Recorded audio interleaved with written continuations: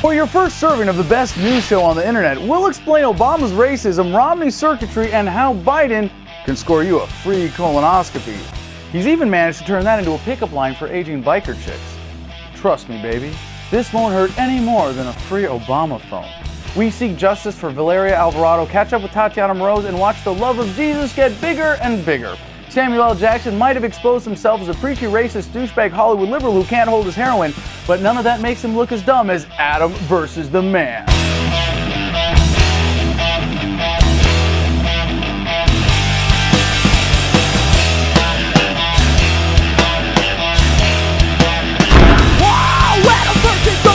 So I was watching Fox News last night, as I do every night that I feel my IQ is getting too high, and I happened to catch the Republicans' turn to say gotcha to the Obama campaign. In other words, we got to see yet another side of the president. Perhaps a more honest one? More likely just a slightly different flavor of Obama Kool-Aid. In this speech recorded June 5, 2007, then presidential candidate Barack Obama is speaking at Hampton University's Ministers Conference, where ministers confer to collude with government? He covers a wide range of topics. Rather uniquely, he even pulled a Kanye. Tells me the bullet hasn't been taken out.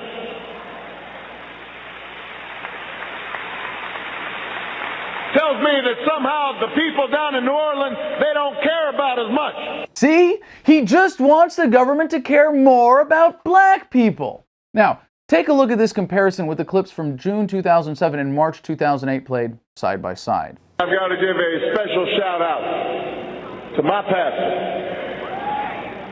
the guy who puts up with me, counsels me, listens to my wife complain about me. He's a friend and a great leader. Everybody give an extraordinary welcome to my pastor, Dr. Jeremiah Wright, Jr. I have already condemned in unequivocal terms the statements of Reverend Wright that have caused such controversy and in some cases pain. For some, nagging questions remain. Did I know him to be an occasionally fierce critic of American domestic and foreign policy? Of course. When Hurricane Andrew struck in Florida, people said, look at this devastation. We don't expect you to come up with your own money here. What's happening down in New Orleans? Where's your dollar? Where's your Stafford Act money? Makes no sense. Tells me the bullet hasn't been taken out.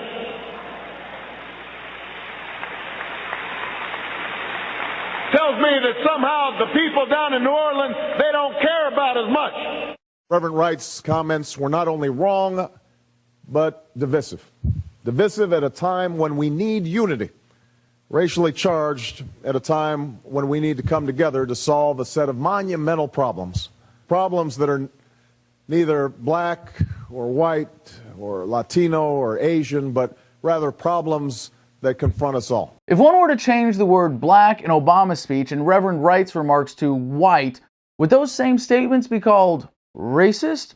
The most ridiculous aspect of the speech, aside from the accent, inflection, cadence, and twitchy gesticulation, is that Obama is right. The federal government is racist. Just not in the way he's talking about so much as in the way that he is currently responsible for. You could call what we have in America a system of justice only if you believe we should have a disproportionate number of young black men in jail for victimless crimes, like chooming it up Obama style. Now, both Romney and Obama have made careers out of using people as stepping stones, but the voters know that if someone's going to screw us over for votes, it may as well be Obama, because then we don't look like we're racists or hate poor people. And that's really what this election is all about. And now, the reason we're fucked. You got Obama phone? Yes, everybody in Cleveland, low minority, got Obama phone. Keep Obama in president, you know. He gave us a phone. He gave you a phone? Do more. How do he give you a phone? You sign up if you on food stamps, you on Social Security, you got low income, you disability. Forget the free phone. Some voters just want to take a dump. You've seen the recent YouTube sensation of the Obama free phone lady, but Vice President Joe Biden has found another angle to push dependency, and it may be targeted at those who couldn't care less about a free phone. You are now able to go get a wellness exam. If you conclude you need a colonoscopy because of the feeling you have, or you need a breast health examination, or if you don't have to pay copay. If you approach that and hit that donut, if you're in that category, you're saving $700-800 a month because of what the president did. Free colonoscopies! Get your free colonoscopies here! No copay! Normally, Obama locks Biden in the closet like Uncle Fester, but for whatever reason, they let him out and he didn't disappoint. Okay, so he's at an old folks' home here, but isn't this pathetic? You have a scumbag politician trying to buy votes by promising the elderly more free shit. No pun intended. And look at these people. They love it. They love the free stuff. They want more government to steal from young people so they can hover around and fill their adult diapers without worrying about the personal responsibility they gave up a long time ago in order to commit intergenerational child abuse in the form of government debt. And please don't give me the old people have a hard life bit. Sure, it's true to an extent, but let's ask a 70-year-old woman living in the Great Depression if begging government for a free wheelchair was high on her list of priorities. But hey, if this isn't your government crutch, then most certainly you must be in need of a free colonoscopy. I know, you must be giddy with excitement to get the government elbow deep up your ass. Hey, maybe that could be a new Obama commercial. Are you feeling stopped up? Can't go? You shouldn't have to live your life not being able to take enjoyable shits. Obama 2012. Because while not everyone needs a free cell phone, everyone loves a healthy hole. The Obama free phones lady, as well as the people in the old folks' home, are all examples of why democracy is the god that failed. It is evil to its core because it endorses the idea that what is morally right is what the majority wants. As long as you have people cheering on the state to make them more dependent, you will never break away from state violence or evolve past institutionalized violence. It's sad that all a guy like Biden has to do to promise you an enjoyable bowel movement or a free cell phone, and you might just be uncomfortable enough to feel justified in stealing from others to get it. By now, you've seen the video that has gone viral featuring actor Samuel L. Jackson encouraging young people to vote for Obama. We here at Adam vs. the Man have issued a response. Take a look. There once was an actor, so proud of his rhymes, who OD'd on heroin 1, 2, 3 times. He comes from a land where rich liberals roam free and preach socialism to you and to me. Is it guilt from the easy cash that they earn? Why don't they show us their tax return? You're all rich hypocrites like Mitt and Barack. Celebrity liberals, shut the fuck up. You voted Obama because he was black. Didn't care about policies. Were you smoking crack? I expect more from Jedi Mace Windu. You'd vote Steve Urkel before a qualified Hindu. As a raging drug addict, you must see my point. Young brothers in jail for smoking a joint. Obama and Romney are for the drug war. Gary Johnson, Ron Paul, that's where you'll score. If you're so damn righteous, you piss in a cup. Samuel L. Jackson, shut the fuck up.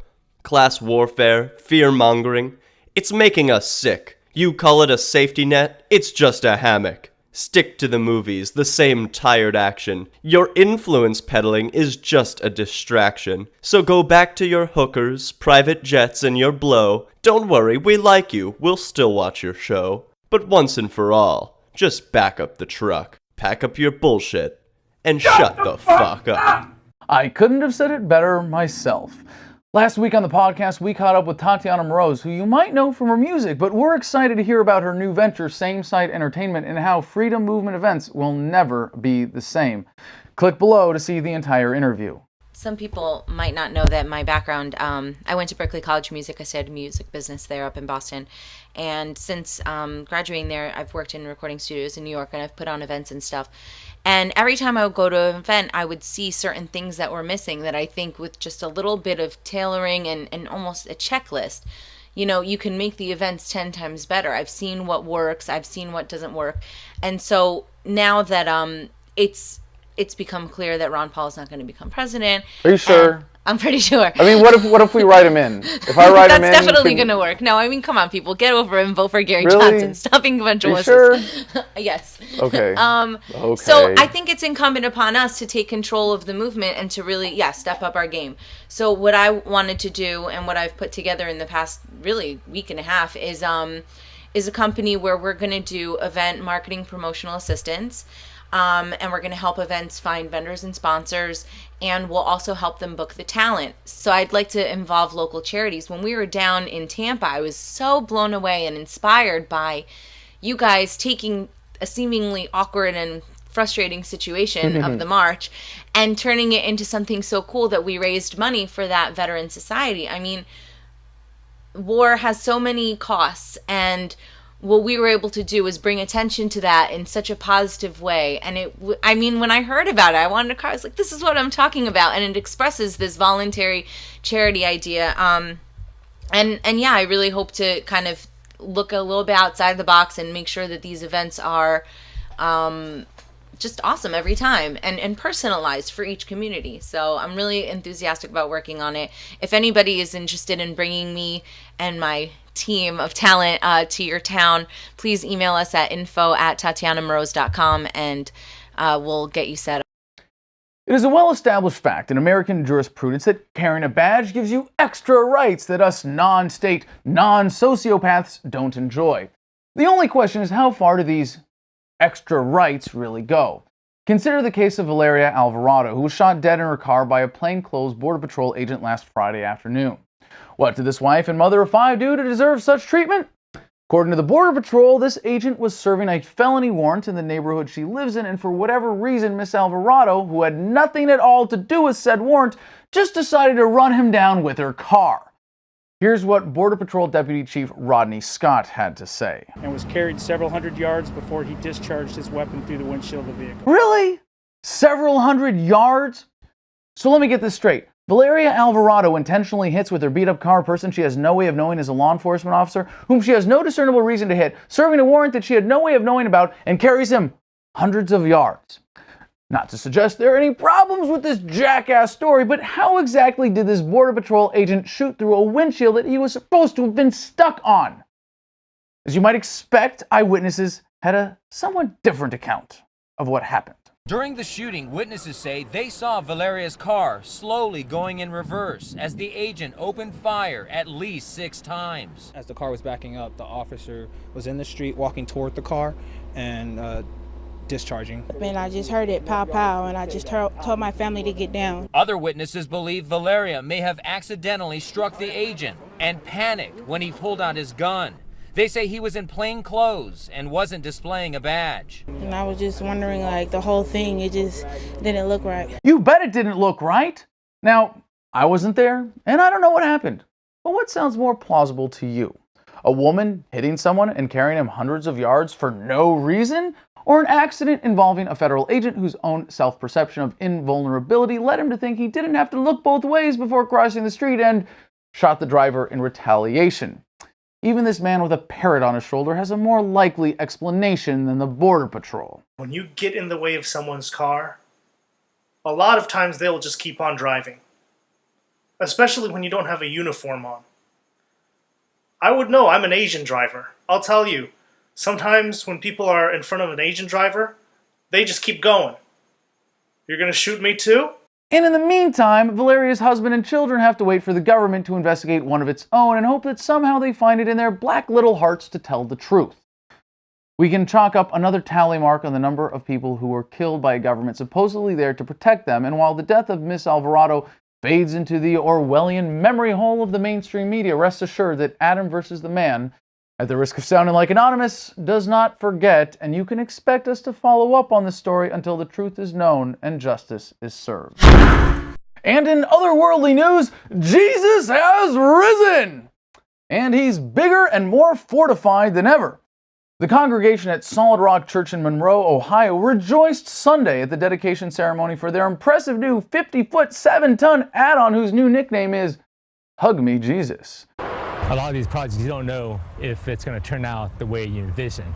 That's Tom Tuccia. You never know until He's the artist. Everything it comes together. He created this, a 50-foot tall, 30,000-pound sculpture made of steel and plastics. That's relatively fire resistant, and it also has a lightning rod, so we can avoid the fate of the predecessor. I know what you're thinking. And no, he isn't referencing the scripture where Jesus goes to visit friends in hell for 3 days.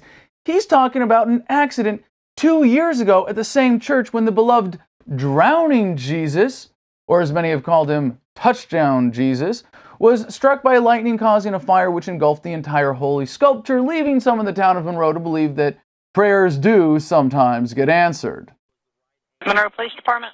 Hey, it's County. Yeah. You get a call for the Jesus being on fire at Solid Rock yet? No. Apparently it got struck by lightning and it's now on fire. Nice. Yeah. Nice. While it's arguable that true believers in the Christian Bible would have taken a hint that lightning, which destroyed their statement-making idol, must have obviously been an inside job carried out by the celestial elites, possibly even the Almighty himself, Mr. Holy Ghost neglected to account for the insurance on the drowning Jesus statue, which went to fund the new and improved Hug Me Jesus. The church and its prodigious deity are located on Interstate 75, where thousands of drivers are bound to feel loved and intimidated by the depiction of the prophet who spoke in favor of humility and self-sacrifice. While many community members are relying on organizations like churches because of the crippled economy, it can be reassuring to know that despite the hard times, churches are still making the effort to show that Jesus' love is still greater than we could ever imagine. And now, you, the viewer.